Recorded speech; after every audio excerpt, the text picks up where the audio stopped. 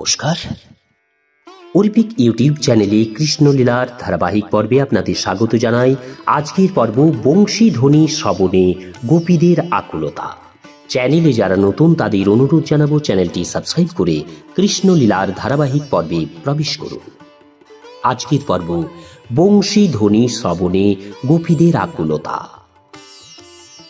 ফুলে ফুলে পূর্ণ এবং আনন্দমুখর ভ্রমরের গুঞ্জনে উচ্ছল বনের পরিবেশ কৃষ্ণ অত্যন্ত ভালোবাসতেন। পাখিরা তখন আনন্দে উৎফুল্ল হয়ে উঠত আর গাছগুলি উল্লাস ভরে তাদের শাখা আন্দোলিত করত। কৃষ্ণ তখন বলরাম এবং গোপ সখাদের সঙ্গে গাভী চরাতে চরাতে তার বাঁশি বাজাতেন। কৃষ্ণের বংশীধ্বনি শুনে ব্রজগোপিকাদের চিত্তে কৃষ্ণ স্মৃতির উদয় হতো এবং তারা পরস্পরের সঙ্গে বলাবলি করতেন, কৃষ্ণ কি সুন্দরভাবে বাঁশি বাজায়। এইভাবে কৃষ্ণের মধুর বংশীধ্বনির বর্ণনা করতে করতে গোপিকাদের তার সঙ্গে তাদের লীলাবিলাসের কথা মনে পড়ে যেত। কৃষ্ণের জন্য তখন তাদের চিত্ত আকুল হয়ে উঠত এবং বিরহ বিধুর চিত্তে তারা তখন আর কৃষ্ণের সঙ্গে তাদের মিলনের স্নিগ্ধ আনন্দের কথা বর্ণনা করতে পারতেন না। সেই দিব্য বংশীধ্বনির বর্ণনা করতে করতে তাদের মনে পড়ে যেত কৃষ্ণ কিভাবে তার মাথায় ময়ূরের পুচ্ছ ধারণ করে। তখন তাকে দেখে মনে হয় যেন একজন নর্তক। তার কানে নীল বর্ণের ফুল গোঁজা থাকে, তার পরনে থাকে উজ্জ্বল পীত বসন আর তার গলায় শোভা পায় বৈজয়ন্তী মালা। এইভাবে মনোমুগ্ধকর সাজে সজ্জিত হয়ে কৃষ্ণ তার অধরামৃত ঢেলে দিয়ে তার বাঁশির রন্ধ্রগুলি পূর্ণ করে তোলেন। এইভাবেই তারা কৃষ্ণ তার সহচরদের পদচিহ্নে ভূষিত বৃন্দাবনের বনে প্রবেশোন্মুখ কৃষ্ণের কথা মনে করতেন। কৃষ্ণ অতি সুন্দরভাবে বাঁশি বাজাতেন আর গোপিকারা সেই বাঁশির সুরে মোহিত হয়ে সবকিছু ভুলে যেতেন। শুধু যে কেবল ওই গোপিকারাই তার বাঁশির আকৃষ্ট হতেন তা নয়, সেই বাঁশির সুর যে শোনে সেই মোহিত হয়ে পড়ে। একজন গোপিকা তার সখীদের বললেন, বৃন্দাবনের বনে সখা পরিবৃত হয়ে গোচারণরত বংশী বাদনরত কৃষ্ণ ও বলরামকে দর্শন করাই হচ্ছে চোখের চরম সার্থকতা। যে মানুষ নিরন্তর ধ্যানে অন্তরে এবং বাহিরে বাঁশি বাজাতে বাজাতে কৃষ্ণকে বৃন্দাবনের বনে প্রবেশ করতে দর্শন করেন, তিনি যথার্থ সমাধি লাভ করেছেন। সমাধি কথাটির অর্থ হচ্ছে কোনো বিষয়ে সব কোটি ইন্দ্রিয়কে মগ্ন করা। এবং গোপিকারা দেখিয়ে গেছেন যে শ্রীকৃষ্ণের লীলা স্মরণে সম্পূর্ণভাবে মগ্ন হওয়াই হচ্ছে সমস্ত ধ্যানের সিদ্ধি বা সমাধি। ভগবদ্গীতাতেও বলা হয়েছে, যিনি সর্বক্ষণ শ্রীকৃষ্ণের চিন্তাতেই মগ্ন তিনি হচ্ছেন সর্বশ্রেষ্ঠ যোগী। অপর এক গোপী বললেন, গোপ বালকদের মাঝে কৃষ্ণ এবং বলরামকে দেখে মনে হচ্ছিল ঠিক যেন দুজন অভিনেতা। কৃষ্ণের পরনে ছিল উজ্জ্বল পীত বসন আর বলরামের পরনে ছিল নীল বসন এবং তাদের হাতে আম্রপল্লব, ময়ূরপচ্ছ এবং পত্র পুষ্পগুচ্ছ আর তাদের শ্রীঅঙ্গে পদ্মফুলের মালা শোভা পাচ্ছিল। সখা পরিবৃত হয়ে তারা গান করছিলেন। একজন গোপী তার সখীকে বললেন, কৃষ্ণ এবং বলরামের এই অপূর্ব সুন্দর রূপ কিভাবে সম্ভব হলো? অপর একজন গোপী বললেন, হে সখীরা, এই বেণু না জানি পূর্বে কত পুণ্যই অর্জন করেছিল যে সে আজ নিরন্তর কৃষ্ণের অধরামৃত আস্বাদন করছে। কৃষ্ণ কখনো কখনো গোপিকাদের চুম্বন করেন, তাই তার অধরামৃত কেবল তাদেরই উপভোগ্য আর তার অধরষ্ট কেবল তাদেরই সম্পত্তি। তাই গোপিকারা জিজ্ঞাসা করলেন, এই বাঁশি যা কেবল একটি বংশদণ্ড মাত্র তা নিরন্তর কৃষ্ণের অধরামৃত আস্বাদন করছে, এই বাঁশি যেহেতু কৃষ্ণের সেবায় যুক্ত হয়েছে তাই তার পিতামাতারা নিশ্চয়ই অত্যন্ত আনন্দিত হয়েছে। সরোবর এবং নদী সমূহকে গাছেদের মতো বলে মনে করা হয়, কেননা কেবল জলপান করে গাছেরা জীবন ধারণ করে। তাই বৃন্দাবনের সরোবর এবং নদ নদীর জল আনন্দ উচ্ছল পদ্ম ফুলে পরিপূর্ণ হয়ে শোভা পাচ্ছিল, কেননা তারা ভাবছিল আমাদের পুত্রবংশী কৃষ্ণের অধরামৃত আস্বাদন করছে। সরোবর এবং নদ নদীর তীরে দণ্ডায়মান বাঁশগুলিও তাদের বংশধরকে এইভাবে পরমেশ্বর ভগবানের সেবায় যুক্ত দেখে অত্যন্ত আনন্দিত হয়েছিল, ঠিক যেমন ভগবত ভক্ত বংশধরকে দর্শন করে তত্ত্বজ্ঞানী মানুষ আনন্দে আত্মহারা হন। আনন্দে আত্মহারা হয়ে গাছেরা নিরন্তর মধু বর্ষণ করছিল, যা ডাল থেকে ঝুলে পড়া মৌচাকির মধ্যে দিয়ে প্রভাবিত হচ্ছিল। গোপিকারা তাদের সখীদের কৃষ্ণ সম্বন্ধে বললেন, প্রিয় সখীরা, আমাদের এই বৃন্দাবন সমস্ত পৃথিবীর মহিমা ঘোষণা করছে, কেননা এই গ্রহটি দেবকী সুত শ্রীকৃষ্ণের পাদপদ্মে স্পর্শে ধন্য হয়েছে। আর গোবিন্দ যখন তার বাঁশি বাজায়, শ্রীকৃষ্ণের পাদপদ্মে স্পর্শে ময়ূরেরা তখন আনন্দে অধীর হয়ে নৃত্য করতে থাকে। গোবর্ধন পর্বত উপত্যকায় সমস্ত পশু পক্ষী এবং গাছপালা সেই ময়ূরের নাচ দেখে পাথরের মতো নিশ্চল হয়ে যায় এবং একাগ্র চিত্তে সেই দিব্য বংশীধ্বনি শুনতে থাকে। অন্য কোনো লোকে এইরকম সৌভাগ্য লাভ করা যায় বলে তো আমাদের মনে হয় না।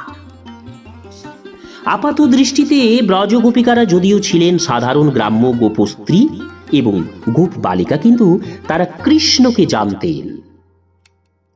তেমনি তত্ত্বজ্ঞানী মহাজনদের কাছে বৈদিক জ্ঞান শ্রবণ করার মাধ্যমে যে কোনো মানুষ পরম তত্ত্বকে জানতে পারে।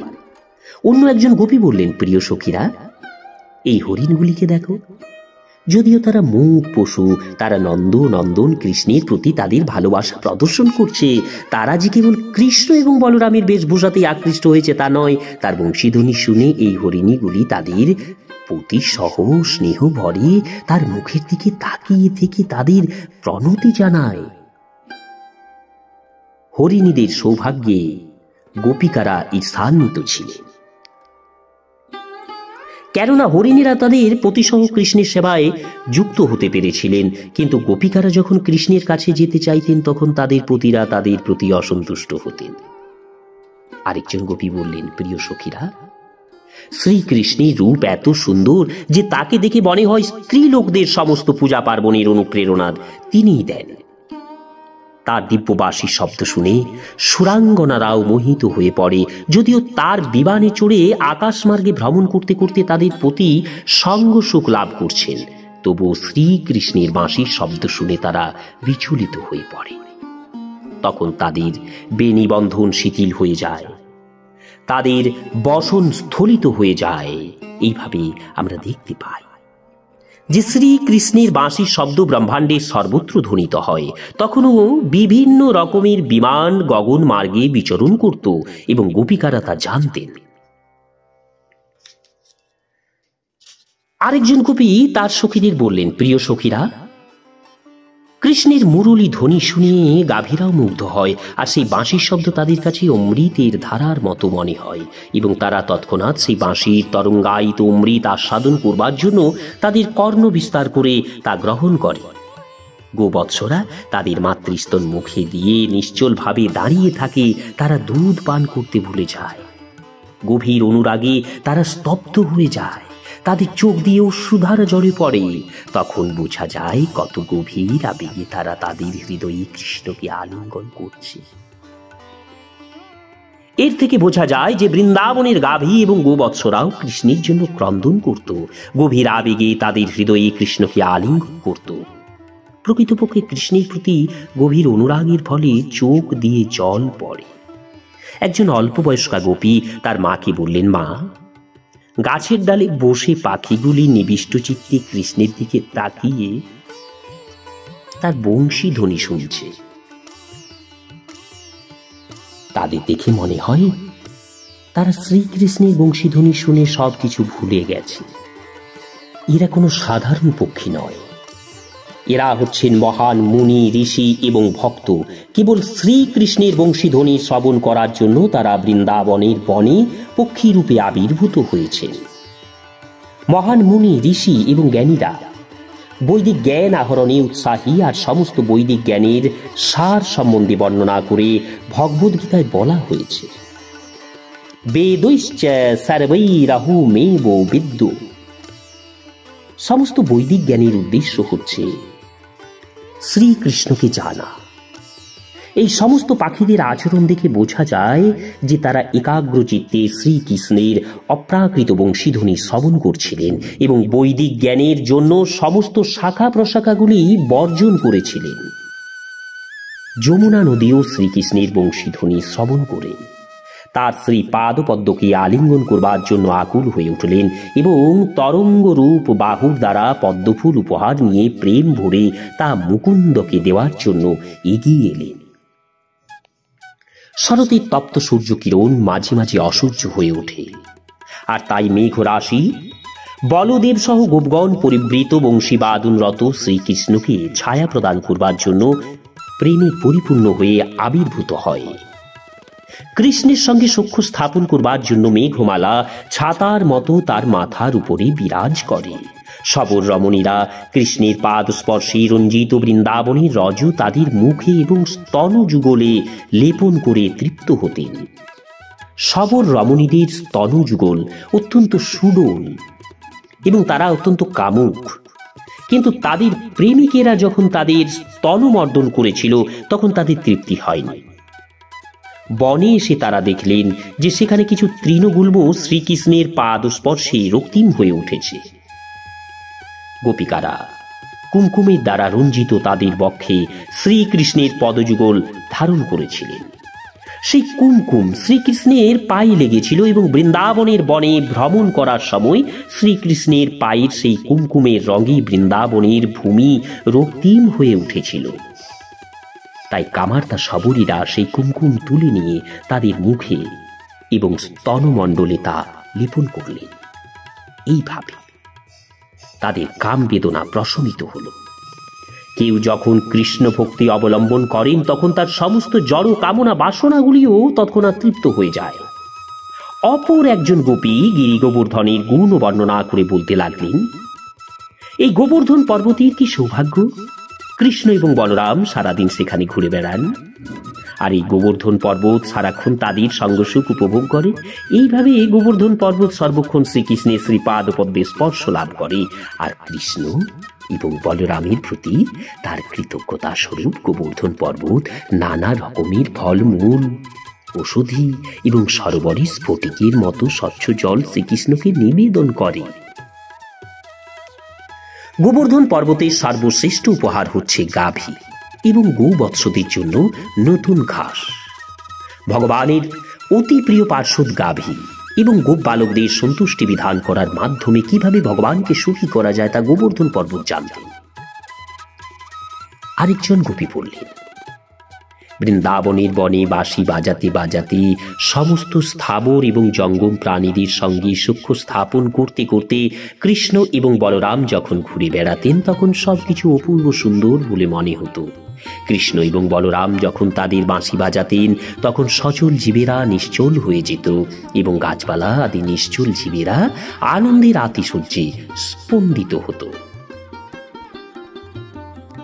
সাধারণ গোপ বালকদের মতো কৃষ্ণ এবং বলরাম তাদের কাঁধে গরুদের বাঁধবার জন্য দড়ি নিয়ে যেতেন। গো দহন করবার সময় বালকেরা দড়ি দিয়ে গরুর পেছনের পা দুটো বেঁধে রাখত। সব সময় বালকদের কাঁধে সেই ছোট্ট দড়িটা থাকত এবং কৃষ্ণ এবং বলরামের কাঁধেও সেই দড়ি ছিল।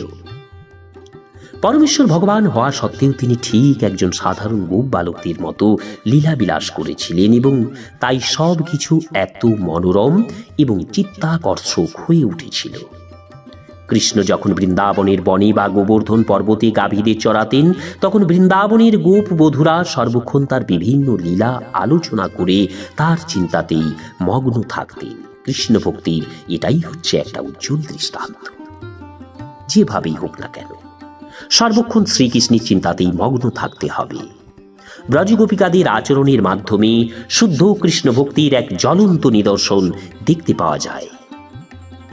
তাই শ্রী চৈতন্য মহাপ্রভু ঘোষণা করে গেছেন, ব্রজগোপিকারা যেভাবে শ্রীকৃষ্ণের আরাধনা করেছিলেন তাই হচ্ছে সর্বশ্রেষ্ঠ আরাধনা।